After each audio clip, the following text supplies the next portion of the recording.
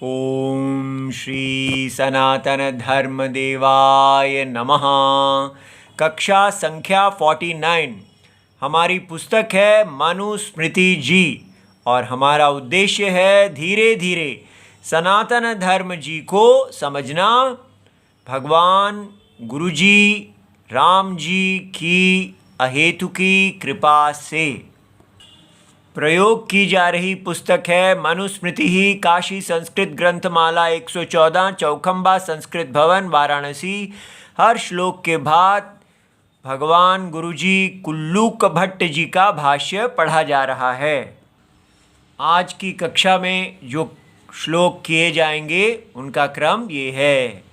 येषां तु यादृशं कर्म भूतानामिह कीर्तितं तत्तथा वोभिधास्यामि क्रमयोगं च जन्मनि। प्रथमः अध्यायः और श्लोक नंबर 42। इसके बाद पशवश्च मृगाश्चैव व्यालाश्चोभयतो दतः रक्षांसि च पिशाचांश्च मनुष्याश्च जरायुजाः। श्लोक नंबर 43। अंडजाः पक्षिणः सर्पा नक्रा मत्स्याश्च कच्छपाः यानि चैवं प्रकाराणि स्थलजान्यौदकानि च। श्लोक नंबर 44। स्वेदजं दंशमशकं यूकामक्षिकमत्कुणम्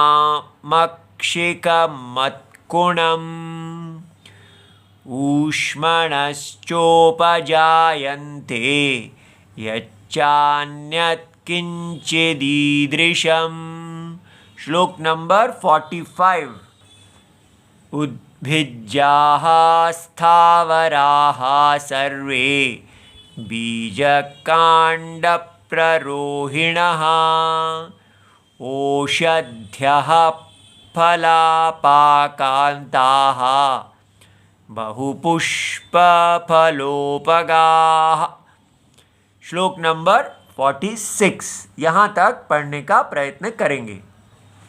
तो कल की कक्षा में हमें अर्थात मनु जी ऋषियों को बता रहे हैं कि कैसे जैसे अंतरिक्ष में विद्युत अश्नि मेघ आदि ये सब इनकी कैसे सृष्टि हुई और फिर उसके बाद किन्नर वानर मत्स्य ये इन मनुष्य इनका जो सारे गण हैं इनकी सृष्टि हुई और फिर कृमि कीट पतंग जो छोटे छोटे हैं इनकी सृष्टि हुई। इस प्रकार इन सब को बताया गया कि इनके कर्म के अनुसार इनको शरीर की प्राप्ति हुई। अर्थात इस सारी सृष्टि में अराजकता नहीं है, क्योस नहीं है, कोई रैंडमनेस नहीं है, एक राजकता है, एक राजा है और वो राजा अपने क्रम जैसे जैसे हम वेद के अनुसार जिसको धर्म कहा गया है वो धर्म हम अपना स्वधर्म करते हैं तो हमें पुण्य की प्राप्ति है। अपना स्वधर्म छोड़ के पर धर्म करते हैं तो पाप की प्राप्ति है। उस पुण्य और पाप के आधार पर सभी जीवों को इन अनेक योनियों में जन्म की प्राप्ति हो रही है। अब अगले 42 श्लोक में आज के श्लोक में बताया जाता है येषाम तो जिनका पुनः यादृशम कर्म जिनका जैसा कर्म है यह संसारे पूर्व आचार्य ही कथितम। तो येषाम तो यादृशम कर्म भूतानाम जो भूत हैं जीव हैं उनके इति कीर्तितम। कीर्तितम अर्थात पूर्व आचार्य जो वेद के अर्थ को जानने वाले जो गुरुजन हैं तो वेद के अर्थ की एक परंपरा है। तो उन पूर्वाचार्यों के द्वारा जिस प्रकार उन सब कर्मों को कहा गया है वेद के आधार पर वही अब मनु जी बता रहे हैं। तो वो क्या है? तत् तथा वह आप सबके लिए अभिधास्यामि, मैं कहूँगा, क्रम योगम च जन्मनि। तो कहाँ अभी ये 42 है, तो इसी को आगे 46 तक। औषधयः फलपाकांता बहुपुष्पा फलोपगाः, यहाँ तक यही विषय चलेगा। तो इसमें क्या बताया जाएगा? तो जैसे ब्राह्मणादीनाम च अध्ययनादि कर्म, तो कैसे मनुष्यों का जब हुआ तो मनुष्यों के अंदर ब्राह्मणों के लिए अध्ययन आदि, अर्थात वेद का अध्ययन करना और अध्यापन, उसको पढ़ाना आदि, इस प्रकार विस्तार से बताया जाएगा कि जो ब्राह्मण पिता के घर जन्म लिया है उसके लिए ये निश्चित कर्म है। ठीक है, तो उसको कहते हैं कि कर्म। क्या आपका जन्म से ही आपके पूर्व जन्म के कर्म पे एक किए गए कर्मों के आधार पर आपका कर्म निश्चित हो जाता है। तो ये कोई अन्याय, इनजस्टिस नहीं है, ये ही जस्टिस है। ठीक है, अच्छा जी। तथा एव वह युष्माकम, आपको मैं वक्ष्यामि कहूँगा, जन्मादि क्रम योगम च। अब ये कहा, इसके साथ साथ मैं आपको क्रम योगम, जन्म का कहूँगा कि जन्म लेने के बाद कैसा क्या होता है। ठीक है, ये आप अगले श्लोकों में देखेंगे। तो अब कहा पशुश्च, जो पशु हैं, मृग हैं, हिरण आदि, व्यालाः जो हिंसक प्राणी हैं, वो जो उभय तो दतः, अर्थात ऊपर और नीचे दांत वाले, ठीक है, जॉज उनके हैं, और राक्षस और पिशाच। तो ये पिछले कल की कक्षा में बताया गया था कि ये राक्षस रावण आदि हैं, पिशाच उनसे एक छोटी जाति है, और मनुष्य, ये सब जरायुजा हैं। तो ये क्या है? जरायु क्या होती है? तो जरायु है गर्भ आवरण चर्म। तो गर्भ जो है उसके ऊपर एक आवरण होता है, बच्चा जो वो एक थैली में होता है, तो उसको हम वूम्ब कहते हैं। तो उल्बन, वो उसका जो चर्म, वो जो स्किन है, उसको जरायु कहते हैं। तो तत्र मनुष्यादय, तो ये सब, अब देखो हमें समझ में आ रहा है कि राक्षसों या पिशाचों, ये सब इनका परिवार हैं, पुरुष नर आदि, और उनके बच्चे पैदा होते हैं देखो, और वो सारे, तो इसी प्रकार जरायु से ही वो प्रादुर्भवन्ति, और पश्चात मुक्ता, जन्म लेने के बाद वो उस आवरण से मुक्त हो जाते हैं। तो जायन्ते, एषामेव जन्म क्रम, ये ही जो यहाँ पर कहा था कि मैं जन्म क्रम आपको बताऊंगा, वही ये है कि पहले कैसे जन्म लेना, उसके बाद कैसे हो जाना। तो प्रागुक्तः विवृतः, और ये जो यहाँ पर दंत शब्द सामान्य अर्थ, तो यहाँ ये इसका सबका एक समान अर्थ है कि सब में इस प्रकार ऊपर नीचे जॉज जो है, दांत देखे जाते हैं। अब दत् शब्द प्रकृति अंतरम अस्ति, तस्य इदम प्रथमा बहुवचने रूपम उभयतो दतः इति। तो ये कहा है कि पहले जन्म लेते हैं, उसके बाद दांत आदि आते हैं, तो प्रकृति के बाद के है, इसीलिए यहाँ बहुवचन प्रयोग किया गया है ताकि सारे दांत ऐसे आ जाए। ठीक है, अच्छा जी। उसके बाद है, अब ये सारी जीवों को उनका जन्म कैसे होता है, उसको पहले वाले कहे एक श्रेणी है जो जरायुज, जो जब जन्म लेते हैं तो वो एक इस प्रकार वूम्ब के अंदर होते हैं, बच्चादानी के अंदर होते हैं। लेकिन दूसरे प्रकार के होते हैं जिनको कहते हैं अंडजाह।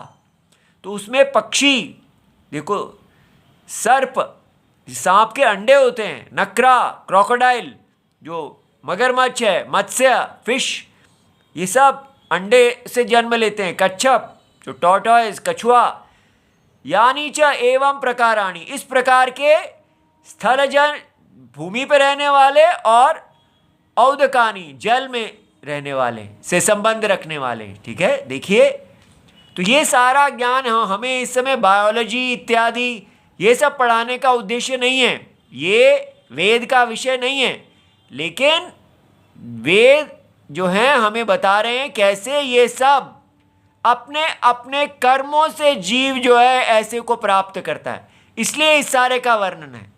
तो ध्यान रहे। तो अंडादौ संभवंती ततः जायन्ते, तो पहले अंडे में वो लोग पैदा होते हैं, उसके बाद जन्म लेते हैं। इति एषाम जन्म क्रमः, इसको कह रहे हैं जन्म क्रम, पहले कैसे होगा बाद में कैसे हो जाएगा। तो नक्राह, तो कुंभीराह, तो माने ये मगरमच्छ, उसको नक्र कहते हैं।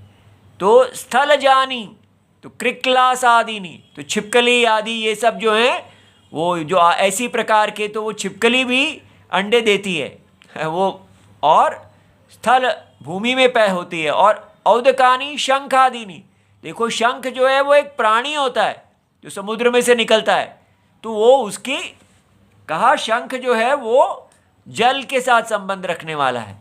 इसी प्रकार अगली श्रेणी है स्वेदजम, तो उसमें दंश, डसने वाले मच्छर या यूका जो है जो, और मक्षिका तो जोंक, मक्खी, और मत्कुणम खटमल, तो ये ऊष्मणः च उपजायन्ते, ये जो हीट गर्मी में जन्म लेते हैं। यच्च अन्यत किंचित ईदृशम, इस प्रकार के अन्य हैं। तो स्वेदः पार्थिवः द्रव्याणाम तापेन क्लेदः, तो स्वेद किसको कहा, जो पार्थिव जो शरीर से संबंध रखने वाले द्रव्य हैं, वो ताप गर्मी के द्वारा उसमें क्लेदता ह्यूमिडिटी आ जाती है। तद दंश मशक आदि जाए थे, उससे ये दंश आदि मशक जो हैं उसमें इनका जन्म होता है। तो ये नहीं समझना कि वो जो पसीना आदि है वही ये बन जाता है, ये कह रहे हैं उसकी आवश्यकता पड़ती है। ठीक है, अंडों में इसकी आवश्यकता नहीं पड़ती है। तो स्वेद हेतु तापात आदि, तो ऊष्माणः, तो जो ऊष्मा है वो स्वेद का हेतु है, गर्मी जो है उसी में ये स्वेद जो है, जो डैम्पनेस इत्यादि ह्यूमिडिटी ये जन्म लेती है, और उसके कारण ऐसे जितने दंश आदि के जैसे पुत्तिका और पिपीलिका आदि ये सब इसी श्रेणी में आते हैं, जायन्ते। तो हमारे पास कैसे ये पहला श्रेणी आई जरायुज, जो थैली में जन्म लेते हैं, दूसरे आए अंडज जो अंडे से जन्म लेते हैं, तीसरे आए स्वेदज जो इस गर्मी और मॉइस्चर ह्यूमिडिटी इत्यादि वहाँ जन्म लेते हैं, और अब चौथे उद्भिज्जाः स्थावराः सर्वे, तो उद्भिज जो है वो भूमि को फाड़ के ऊपर की ओर निकलते हैं, तो वो सारे स्थावर जो वृक्ष हैं आदि, सर्वे बीज, वो बीज या डाली से प्ररोहिणः, और औषध्यः फल आपाकांताः, वो औषधियाँ होती हैं जो फल में उनका जब वो फल आ जाता है तब वो उनका जीवन पूर्ण हो जाता है। बहुपुष्प फलोपगाह, उन सब में बहुत से फूल आते हैं और वो फल देती हैं, ऐसा। तो अब ये देखिए उद्भेदनम, उद्भिद, तो उद्भिद जाह, उद्भिद क्या होता है, उद्भेदनम, भेद करना ऊपर की ओर, फाड़ के ऊपर की तरफ भेद करना। तो ये बताया है, यहाँ क्विप प्रत्यय लगा है भाव में, माने भेदनम, भेद करने का भाव। ततः जायन्ते, उससे जन्म लेते हैं, ऊर्ध्वम ऊपर की ओर, बीजम भूमिम च भित्वा, तो बीज जो है वो भूमि को फाड़ के, इति उद्भिज्जाः, इसलिए इनको उद्भिज कहते हैं, वृक्षाः। और वो दो प्रकार के होते हैं, ते च द्विधा, केचित बीजादेव जायन्ते, कुछ बीज से पैदा हो जाते हैं, केचित कांडात। ठीक है, ये शाखा एवं रोपिता, आप शाखा को लगा दें तो वृक्षताम जानती, वो वृक्ष को बन जाता है। इदानीम येषाम यादृशम कर्म तदुच्यते। और अब इनका कर्म क्या है वो बताया जा रहा है। इनमें से कुछ होंगी जो औषधियों का कर्म करेंगे इति। और औषधियाँ क्या हैं?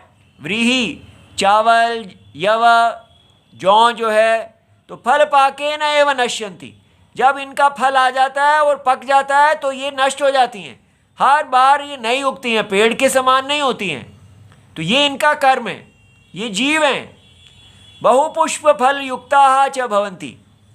और औषधि शब्दात एव, तो ये अब इनका व्याकरण बताया गया है कि ये औषधि से ही बना है, लेकिन औषध्यः क्यों लिखा है? तो वो ईकार दीर्घ हो गया है, जिसके कारण ये इसके रूप नदी शब्द वाल चल रहे हैं। तो अब यहाँ तक हमने देखा। अब हमको तुलना करनी चाहिए कि इससे क्या मिलता है। देखिए, एक समय था पूरा भारत इस प्रकार धर्मशास्त्र को पढ़ता था और उसको समझ में आता था कि जीवन जो है वो उसमें एक राजा है। कैसे? परम सत्य पुरुष, अर्थात सृष्टि के परम सत्य। हम हमेशा सत्यम सत्यम करते हैं, कोई मिस्टर गॉड नहीं करते। इस सारी सृष्टि के एक सत्यम है जो अज्ञान में ये सारी सृष्टि बन गए हैं। अर्थात जैसे रस्सी सांप बन जाती है, तो ये सृष्टि अज्ञान के कारण है। और हमें कहा जाता था जीवन का उद्देश्य है आप ज्ञान प्राप्त कीजिए। और इस सारी सृष्टि के अंदर एक ऑर्डर, एक व्यवस्था है, कर्म और फल की व्यवस्था, जो वेद प्रकाशित कर रहे हैं। हर मनुष्य, हर प्राणी यहाँ पर अपने अपने कर्मों के अनुसार जी रहा है। तो धर्म करो और अधर्म ना करो और कल्याण की तरफ जाओ। इस प्रकार भारत धर्मपरायण देश था। लेकिन क्या हुआ? कालांतर में यहाँ पर वेस्टर्न एजुकेशन सिस्टम आ गया। अब ये देखिए, इसी की तुलना हम इस जो साइंस में पढ़ाई जाती है, थ्योरी ऑफ इवोल्यूशन, उसके साथ करते हैं। इसको कहते हैं विकास का सिद्धांत। देखिए, भारत विकसित देश बनना चाहता है। क्या होता है विकास? वो कहते हैं कि कोई यहाँ पर ये सारे जन्म इत्यादि जो हो रहे हैं और इतने जो जीव बन गए हैं, ये कैसे बने? रैंडम वेरिएशन, यादृक भिन्नता। ये बिना किसी सोच के, बिना किसी बुद्धि के, कोई इनको नहीं चला रहा। ये अपने आप ही इनका जो जेनेटिक म्यूटेशन, इनकी जीन जो है बदलती जा रही है। तो इन सब के अंदर वो भी जीन भी कहाँ से आ गई? वो भी रैंडम से ही आई है। ठीक है, ये एक जीव, इनके अंदर एक पूरे इनका जीव का जो ज्ञान है वो सब अपने आप जीन टूटती फूटती रहती हैं, नए नए कनेक्शन बनते हैं, सब चांस से हो रहा है। कोई उसके पीछे कोई इंटेलिजेंस कुछ नहीं है, अकस्मात ही ऐसा हो रहा है। और एनवायरनमेंट जो हमारा प्रकृति इत्यादि है, कभी बारिश, ठंडी, सर्दी, आइसेज, ये सब, कभी कुछ किसी अनेक कारणों से एनवायरनमेंट जो है वो बदलता जा रहा है। वो भी अनप्रेडिक्टेबल है, कुछ पता नहीं कब, मिलियन ईयर्स में कब क्या हो जाता है। ठीक है, तो ये सारी स्टेज है, ये क्योस, रैंडमनेस, अराजकता, हर चीज, इसमें कोई भी बुद्धि है ही नहीं। ये बिना किसी कर्म फल आदि के हो रहा है।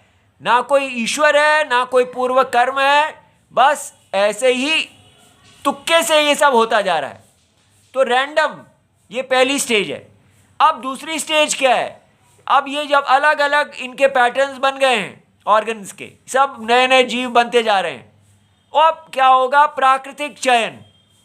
तो कोई नई परिस्थिति पैदा हो गई, जैसे आइस आ गई, सर्दी बढ़ गई, या अनेक प्राकृतिक कुछ ना कुछ बदला, तो उसमें से क्या होगा? कुछ लोग रोक दिए जाएंगे, वो आगे उसको नहीं सहन कर पाएंगे, मर जाएंगे। और कुछ हैं जो उसमें फैलेंगे, फलेंगे। तो जिसके अच्छे ऐसे ट्रेड्स हैं जो इसके अनुकूल हैं वो बच जाएगा, जिसके प्रतिकूल हैं वो मर जाएगा। और इसी को ऑर्डर कहते हैं। बस यही व्यवस्था है, कोई इसको बनाने वाला नहीं है, अपने आप ही चयन होता जा रहा है। नए जीव कुछ मरते जा रहे हैं, कुछ आते जा रहे हैं। और इसमें कोई ये नहीं है जो धार्मिक होगा वो बचेगा और अधार्मिक मर जाएगा, ऐसा कुछ नहीं। बस तुक्के से वो इस जाली में से निकल जाएगा, और कुछ है जो नहीं निकल पाएंगे। ये जाली किसको अंदर आने देती है, किसको नहीं आने देती, इसमें कोई वैल्यू सिस्टम, कोई नैतिकता अनैतिकता कुछ नहीं है। ठीक है, नेचुरल है बस। ये देखिए, so no conscious intelligence guides evolution. विकास को निर्देशित करने वाली कोई सचेत बुद्धिमत्ता या ईश्वर जैसी योजना नहीं है।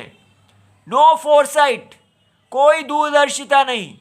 विकासवाद आगे नहीं देखता सकता, ना ही भविष्य की योजना बना सकता है। कोई योजनाबद्ध है ही नहीं इस इवोल्यूशन में। कैसे ये माइक्रो ऑर्गेनिज्म से ये सब मानववादी बन गया, ये किसी परफेक्शन की तरफ नहीं बढ़ रहा है। इसमें कोई दिमाग है ही नहीं, कोई ईश्वर नहीं है, कुछ नहीं है, बस चलती जा रही है गाड़ी। नो गोल, नो अल्टीमेट ब्लूप्रिंट। ठीक है, कोई अंतिम लक्ष्य ही नहीं है। जीवन, इसका विकास का लक्ष्यहीनता, केवल प्योर अडेप्टेशन, बस इमीडिएट जो आपका लोकल वर्तमान का समय है उसके साथ बस जीने की मजबूरी, स्थानीय वातावरण के प्रति प्रतिक्रिया करते हुए एक बस आप मजबूर हैं और उसके अनुसार ये होता जा रहा है। अब बताइए इससे क्या निकलेगा कि हम सब अवसरवादी, ये पूरी एक अवसरवादिता प्लान है कि आपको कोई धर्म ही नहीं गाइड कर रहा। आपको क्या करना है, बस प्रेजेंट में हर रोज आपको जीवन जीने की चुनौती है। हर रोज आपको, आपके साथ कोई दोस्त है, मित्र है, जो भी कोई है, वो आगे निकल जाएगा, आप पीछे रह जाएंगे। आपको सरवाइव करना है, आगे निकलना है। यही जीवन का सक्सेस है। अगर आप जीते रहे तो आप सक्सेसफुल हैं, मर गए तो काम खत्म हो गया। लेकिन कोई, अगर आप किसी के साथ मित्रता करते हैं, दया करते हैं, वो भी जीने की टेक्निक है, सर्वाइवल है।